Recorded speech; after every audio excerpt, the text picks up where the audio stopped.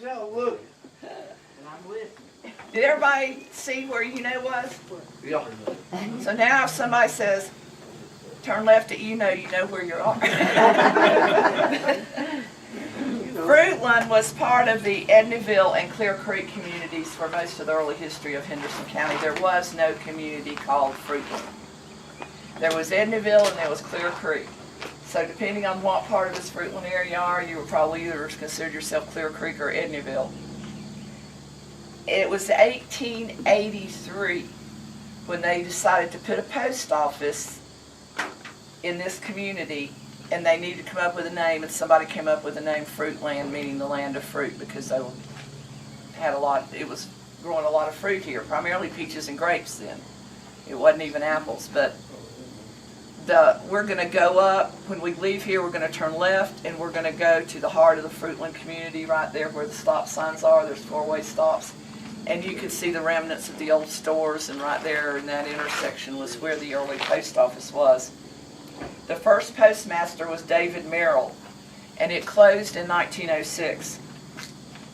As we came up this road, and I'm not sure of the precise location, an elderly black man that has since died, Mr. Maxwell, took me out there and showed me the site of Green Mountain Missionary Baptist Church, which was an early black church formed out here in this community in the late 1800s. They also had a black one-room school there, and it was a church and school to serve the black community in this area. And there's graves in that grassy lot because they buried people there through the church. And he had a very difficult time finding it, and I think I finally did find it. I was talking to Beverly, and it's not across from Sugar Street. I think it's further up. It's a little bit closer to here. But there's a grassy area there. You can't even tell there was any graves there. But that is a black cemetery, and where a black church and school stood. We used to have a tremendous number of dairies in Henderson County. Beginning in the early 1900s, we were the second or third largest dairy producing county in the state of North Carolina in the 40s and 50s. And even up into the 60s, we actually had the second largest dairy in the state, Taproot Dairy, for 20 years or more. We had over 100 dairies in Henderson County. And one of the largest dairies was the Pitillo Dairy, which was along this road as you came up, and you can still see some of that pasture land there along Clear Creek, down in the bottom land. And that was a very huge dairy farm. The Pitillo Dairy Farm was one of the largest. When the dairies went down on the decline, they sold out the dairy farm, and now they have Turf Mountain Sod. And I've got a story on that on the website, or a link to Turf Mountain Sod. I think you may have noticed signs pointing to the Just Us, that's Justus orchards. They grow a lot of the apple trees in this area, and they have a pick your own orchard, and there are signs pointing you to how to get to their pick your own orchard. They also have a direct market outlet there with apples and vegetables and some baked goods and things. And I encourage you to go there sometime. There's a story on them also on the website, HendersonHeritage.com. And we passed a lot of prior land, particularly around Clear Creek. If you had gone up to the right, up some of those steep driveways on the right, it takes you up to where the Pryors live. The Pryor families originates down into the Middle Fork area between Back Cave and Girton, and we're going into that community next month. But a lot of them spread out all over Henderson County. So quite a number of Pryors settled here into the Fruitland area, and they're growing apples and vegetables and raising cows and very diversified farming operations.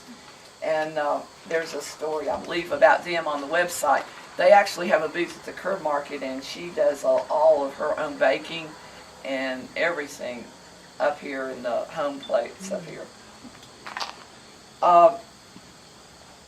We passed Townsend Road that leads to Fruitland Cemetery. That cemetery began as the Freeman Cemetery.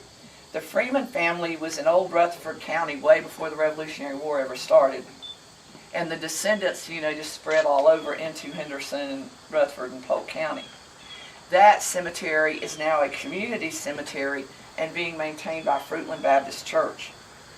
In that cemetery is the gravesite of Jerome Benjamin Rome Freeman. Everybody called him Rome. He was born in Back Cave, and he owned Chimney Rock. He purchased it and the surrounding 400 acres for $25 in the mid-1880s. It was Freeman who first thought of making a trail to the base and erecting a stairway to the top of the rock. And he opened it to the public about 1890. In 1903, he sold it to the Morse family. And the Morse family still owned it before turning, I think they still have some ownership in it, and before turning it over to the North Carolina state. Rome Freeman also represented Henderson County in the North Carolina House of Representatives from 1903 to 1905. The gravesite of Joseph Lawley Freeman is also in that cemetery. He served as sheriff from 1906 to 1907. He died while in office of pneumonia. And one Confederate veteran, Joseph H. Freeman. Now this cemetery is the Pitillo Lanning Cemetery. The Pitillo family arrived in Henderson County in the 1830s. And I actually, David Fox had asked me to find out about the origination of the name Pitillo. It's really Patilloch, P-A-T-I-L-L-O-C-H. It's a Scots name. And when they came over here, it turned into Pitillo. The Lanning family were in Rowan County way before the Revolutionary War. They moved into Buncombe County in the 1790s and then on into Henderson, what is today Henderson County, by the very early 1800s. This cemetery was originally two cemeteries separated by a hedgerow. The first known Pitillo descendant buried in here was Milton Pitillo. He died in 1867. That's the oldest inscribed headstone here. The first known Lanning descendant buried here was Lee N. Lanning, who died in 1888. The cemetery is maintained by a board of trustees composed of Lanning, Pitillo, and prior descendants who own and maintain the cemetery. There are 4 Confederate veterans here: John Littleton Pitillo, Milton Pitillo, and Samuel Pitillo, and a broken stone for Walter Lee Ingram. You will also see the grave of Marine Patrick Pitillo, who served with the 11th Marine Regiment during the Korean War, was wounded and died of his wounds in 1950 during the Korean War, and his gravesite is here. Also James Madison Lanning, who served in the Spanish-American War. Now, I want to talk to you a little bit before I turn you loose in here about the drive from here to the Edney Costin Cemetery. If you'll notice, when we get out this road, we're going to turn left and there's construction going on. That's going to cause a problem. So make sure you follow the directions carefully in case we get separated. You're going to come to a stop sign right past that construction. If you look to the right, that's Fruitland Baptist Bible Institute. And if you look in front of you, you'll see what used to be an old store. You're going to see that remnant of that old store. It was built in the early 1900s, owned and operated by Gaston Norman. The post office was operated out of the store. There was another store that opened in the early 1900s by Brownlow Jackson and the Freeman brothers, and I'm not sure which one it is that's still standing there. It's one of those two.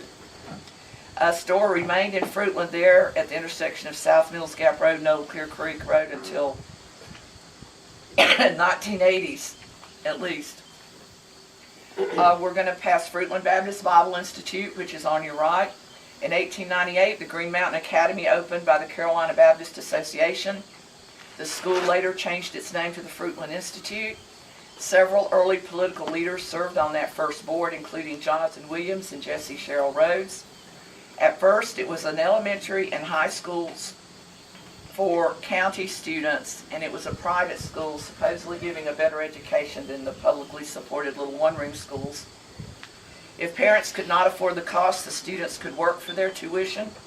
The cost to attend primary school was from $1 in the first grade to $1.75 for the third grade. The academic school, teaching what today one would consider middle school and high school, was $2 to $3 a year. Music lessons were $2.50 extra a year. For students attending from outlying areas who needed to board at the school and it was too far to walk or ride a horse or drive a wagon back and forth, the cost to board was $4 to $8 a month. Children of Baptist ministers could attend for half price, so it was still being subsidized by the Baptists. In the 1930s and 20s, as more public schools began opening and we began consolidating our schools and the school systems became better, the Fruitland Institute closed. The Baptist State Convention bought the facilities and land in 1945 and opened Fruitland Baptist Bible Institute to train Baptist ministers. Also at the intersection of South Mills Gap Road, Fruitland Road, and Old Clear Creek Road,